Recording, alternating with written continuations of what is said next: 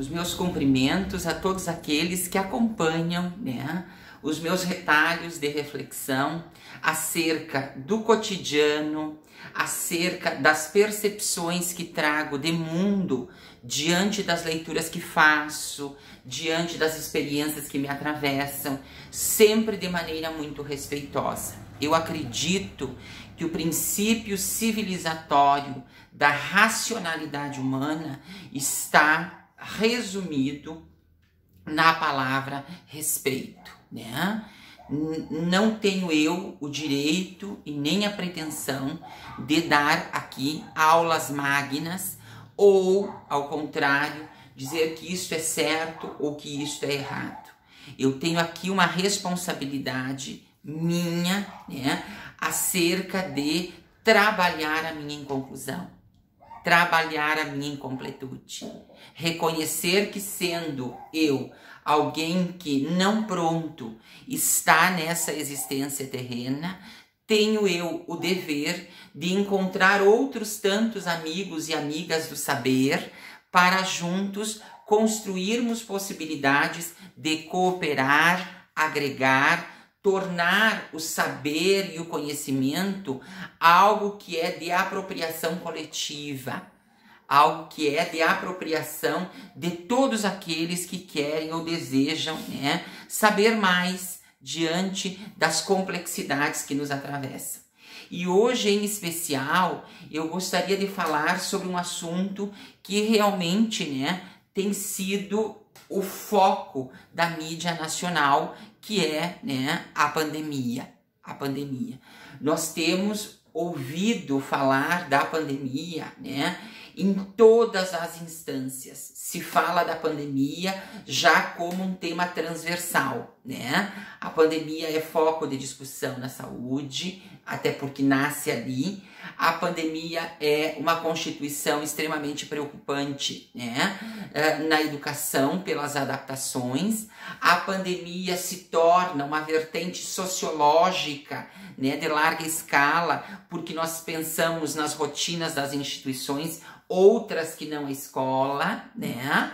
Nós pensamos na economia, que é um agregado de valor e que movimenta as concentrações humanas, não só nessa contemporaneidade, mas, né, ao longo do percurso formativo.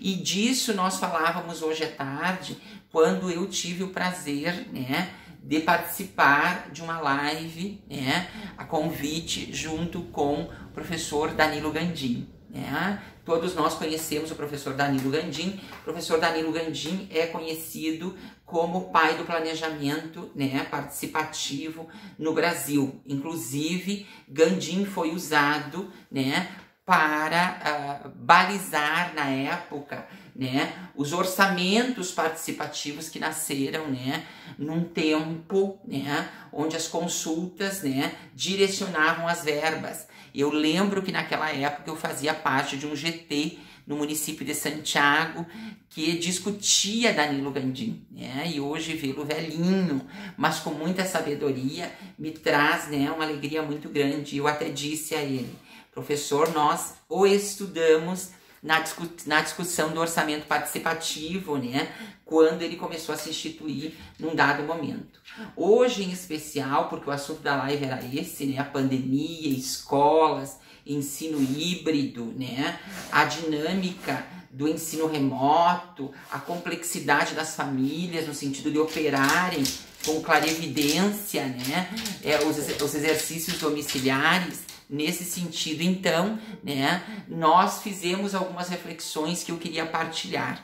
Uma delas é, né, nós continuamos com o nível de prudência, se tratando das métricas de segurança, né, e aí entra o uso do álcool em gel, aí entra, né, a máscara, aí entra o afastamento. Não vou usar isolamento, porque isolar-se é um conceito muito intenso, né? Olha que ficar isolado, né, realmente requer, né, preceitos que não vou entrar no mérito agora, mas, né, a grande discussão foi essa, a nossa cautela, né, acerca de todos os protocolos e acerca da proliferação e mutação viral tem que estar, né, em alta ou em larga escala, porque o vírus mutou, né? Além do vírus mutar, né, as vacinas estão sendo testadas com previsões, né, e previsões de quantias que não vão dar conta da massa que eu digo, né, de um grupo totalitário, né. Há negociações políticas aí também que implicam nesse processo. Tudo isso nós fomos analisando hoje na discussão que fizemos num grupo de especialistas, né, em educação, sobre o processo pandêmico e o ensino híbrido. Em resumo, né, o que nós pensadores entendemos, e eu acho que isso é bem importante, né, segurança. Então que as famílias, né, estejam prudentes aos pequenos, né, e às pequenas, no sentido de sinalização.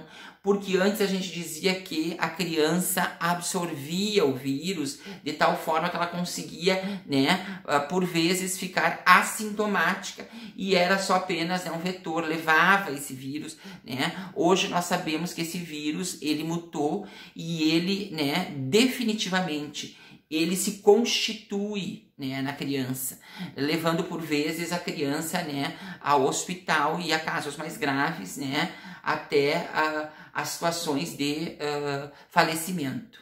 Então, nós entendemos que nesse momento é impossível pensar na escola numa rotina efetiva, mesmo que hajam adaptações, né, e se sigam os protocolos. A gente entende que isso é muito preocupante, não dá para pensar nesse processo nesse primeiro momento, e a gente entende que nós rotinizamos, né, as medidas de segurança, e rotinizando as medidas de segurança, nós estamos frouxando, que é isso que nos assusta, né? E a provocação do professor era justamente essa. Nós estamos soltando, né, o uso da máscara, nós estamos não dando muita atenção às questões que implicam, né, no cuidado no sentido dos pares, né? A gente está aglomerando, né? A gente está tentando bulinar por vezes as normativas, e a grande orientação que fica é: jamais nós vamos poder frouxar se tratando de protocolo de cuidado, né? Porque nós temos nas nossas mãos vidas, né? E essas vidas dependem nesse momento de precauções, né? De exercícios, de instruções protocolares para que o vírus não ganhe corpos, né? Não se prolifere mais, né, do que ele já está constituído, porque a gente tem, né, aquela camada já constituída, né, no sentido de testada e sendo tratada com medicação de aderência, não a medicação específica, porque ela não existe, né? Então, na verdade, com medicação de aderência. Uma vacina que está prestes a ser lançada, mas não será, né, em larga escala, e o vírus mutando, né? Então, num contexto destes, o que nós pensadores em educação entendemos, né? Prudência, prudência, prudência. E nós não podemos naturalizar as rotinas instrucionais como algo que dá para ir frouxando, né? Pelo contrário, as rotinas instrucionais têm que nos banharem cada vez mais no sentido de precaução, né? A vida tal qual se dá, como diz a nossa querida Desiderata, aquela mensagem linda que todos nós, né, já vimos em algum momento. Eu particularmente sou devoto da Desiderata. A Desiderata diz o seguinte: você é filho do universo, irmão das estrelas e das árvores, e tem o direito de existir, né? Se nós temos o direito de existir, cabe a nós sabermos se seremos prudentes ou não. Então eu peço aqui, né, diante da prosa que tivemos hoje, né, o professor foi enfático nesse sentido, que nós possamos, né, trabalhar sempre numa perspectiva preventiva. E na nossa concepção realmente não é hora de pensar em rotina escolar, né, uma vez que nós não temos um salvo-conduto efetivo que nos dê, né, a premissa da garantia daquilo que nós chamamos em saúde, né, de pressupostos da saúde coletiva. né? Nós não temos hoje pressupostos de saúde coletiva se tratando do Covid, né? Do Covid-19. Então, o recado que eu queria dar hoje aos meus amigos e amigas do saber era justamente esse, né? Que nós possamos estar atentos e atentas, né? A esse processo. Falar da alegria de ter encontrado o professor Danilo Gandin. Eu o encontrei há 10 anos atrás em Tupanciretã, aqui, né?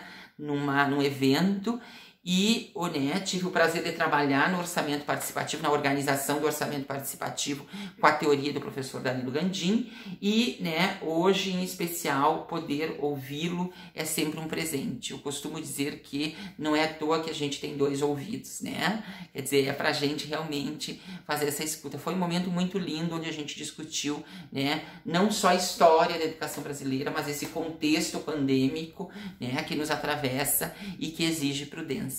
Aos meus amigos e amigas do conhecimento, né, aos meus amigos e amigas da incompletude, meu beijo grande, grande, grande, gigante, e dizer para vocês que nós que somos educadores, né, temos essa missão que é problematizar a volta, o retorno às aulas, né, uma vez que nós queremos que a vida se manifeste tal qual, né, ela está instituída e se revela. Fiquem bem, né? Que o grande arquiteto do universo, tenha ele o nome que tiver, né? Para cada um e para cada uma, os e as abençoe, né? E não é à toa, né? Que o nosso querido Mário Quintana já dizia, né? E aqueles que andam a atravancar meu caminho, eles passarão. Eu, passarinho. Quer dizer, o que importa é gente aprender com gente, é gente celebrar a vida com gente. O resto, que resto? Não sei. Beijo grande, fiquem bem.